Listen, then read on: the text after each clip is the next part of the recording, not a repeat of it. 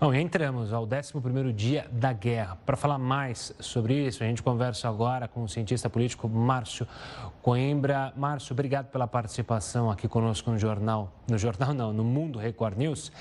Já nos falamos várias vezes no jornal da Record News. Márcio, a gente teve sinais contrastantes nesse sábado. Falas duras, mais uma vez, do presidente Vladimir Putin, com críticas ao Ocidente.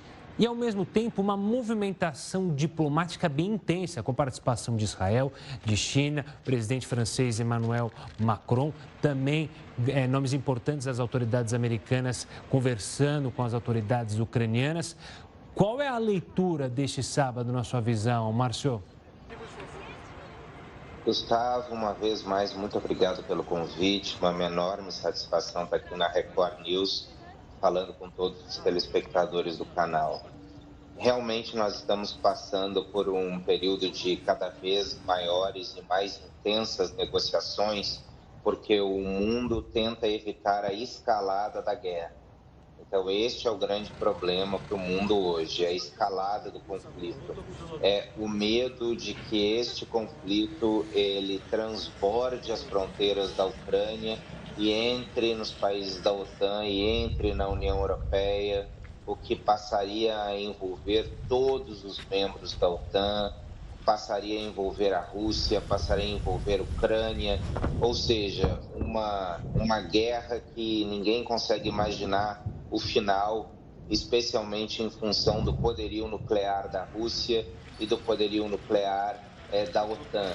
Então, na verdade, o que nós estamos vendo é um esforço diplomático que se juntou à China agora, porque a China viu o bombardeamento da usina nuclear essa semana e realmente ficou muito preocupado com essa situação e ela se juntou nesses esforços para ver se conseguem uma saída diplomática ainda para o conflito.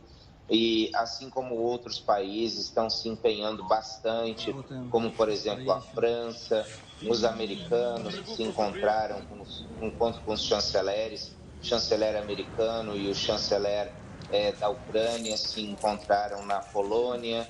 Ou seja, existem muitos esforços no sentido de evitar a escalada desse conflito e também diminuir os reflexos desse conflito na vida das pessoas, com os refugiados, com os impactos sociais que isso vai ter para a Europa já pelos próximos anos e também para a economia mundial. Márcio, essa escalada da violência e essa escalada do conflito não esbarra só nas questões bélicas. Hoje o presidente russo Vladimir Putin criticou as sanções econômicas. Em contrapartida e ao mesmo tempo, o governo ucraniano pede novas sanções econômicas. Só para citar algumas hoje que não partiram de governos, mas de empresas, duas das maiores empresas, se não as duas maiores empresas de cartão de crédito, já fizeram sanções aos russos. A gente teve sanções no mundo do esporte. O Mazepan, que é um piloto da Fórmula 1, foi banido do cockpit da Haas. A gente está vendo sanções cada vez maiores e que não atingem só governos, não são decisões governamentais. E, ao mesmo tempo, Vladimir Putin critica. Há um temor também que essas sanções passem do ponto, isso obviamente na visão russa, na visão do governo russo, e ultrapasse um limite e que isso provoque mais violência? Olha, Gustavo, o isolamento que está sendo imposto para a Rússia, ele pode ser muito significativo nos próximos dias e nas próximas semanas e próximos meses. Porque a gente precisa lembrar qual o tamanho da economia da Rússia. A economia da Rússia ela não é muito grande. A Rússia é mais temida pelas 6.000 ogivas nucleares que possui do que pela sua posição em relação ao PIB do planeta. A Rússia hoje seria mais ou menos a economia da Espanha. E se a gente colocar num paralelo com os Estados Unidos, seria o tamanho de um estado americano como o estado de Nova York, o terceiro estado em termos de PIB nos Estados Unidos. Então, na verdade, a gente está lidando com um país que não tem um PIB muito grande, mas que tem um poderio militar muito grande, especialmente em função das ogivas nucleares que possui. Ou seja, o impacto para essas empresas em sair da Rússia, ele não é um impacto muito grande que essas empresas irão sentir. No custo-benefício, vale a pena eles saírem da Rússia e se manterem em outros países que são países aliados, que constituem PIBs muito maiores do que o PIB russo. O que os russos têm em seu trunfo, digamos, a sua carta na manga, são os dutos de transmissão de energia que saem da Rússia para a Europa. E isso é que faz com que a Europa não vá mais além, talvez, das sanções que nós estamos vendo.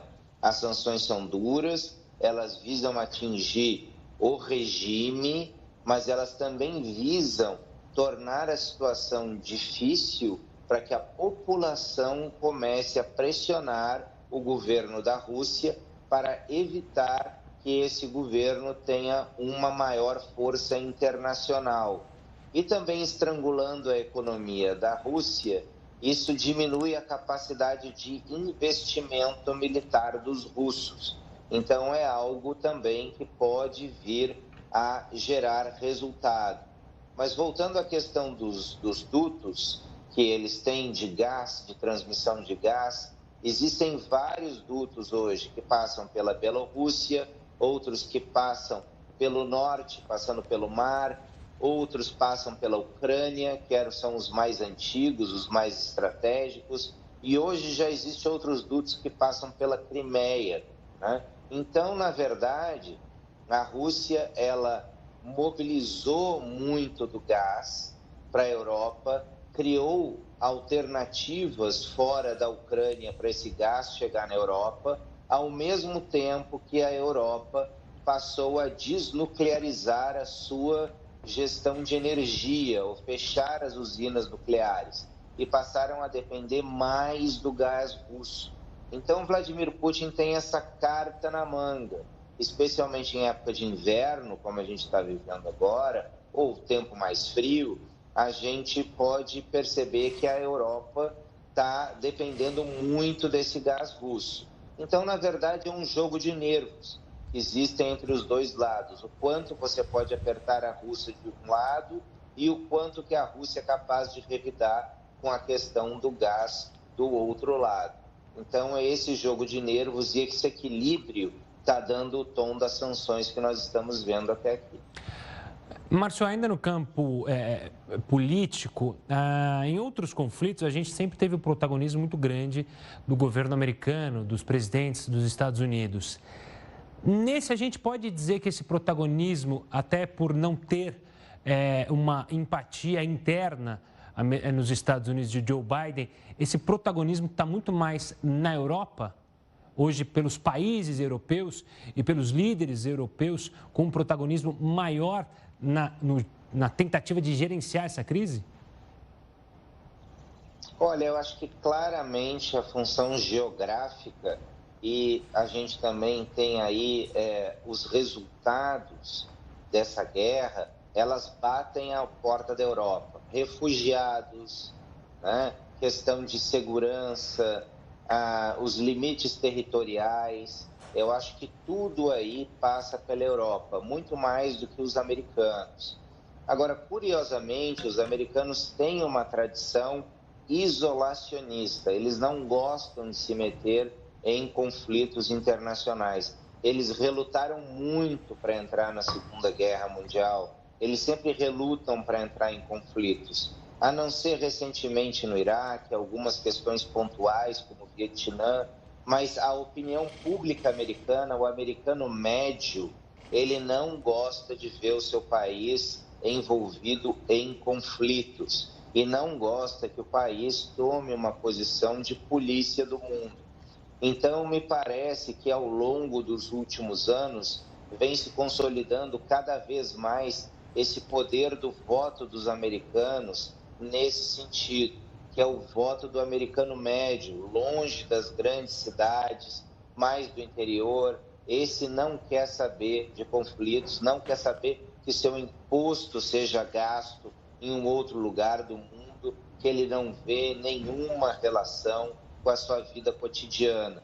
Então, eu acho que a gente tem esses dois somatórios. A política interna americana está se pautando mais pelo seu viés tradicional, de um lado, e de outro lado nós estamos vendo um conflito que está transbordando para as fronteiras da União Europeia, com refugiados chegando na Polônia, refugiados chegando em Portugal, na França, no Reino Unido, ou seja, a Europa está ali muito próxima da Ucrânia, e a tentativa, os ataques que aconteceram essa semana à usina nuclear, a maior da Europa, na Ucrânia, também levantaram outra questão dentro da Europa, ou seja, os limites da radiação de um acidente nuclear podem não respeitar as fronteiras políticas, ou seja, um conflito nuclear ele pode transbordar facilmente essa radiação para a Europa.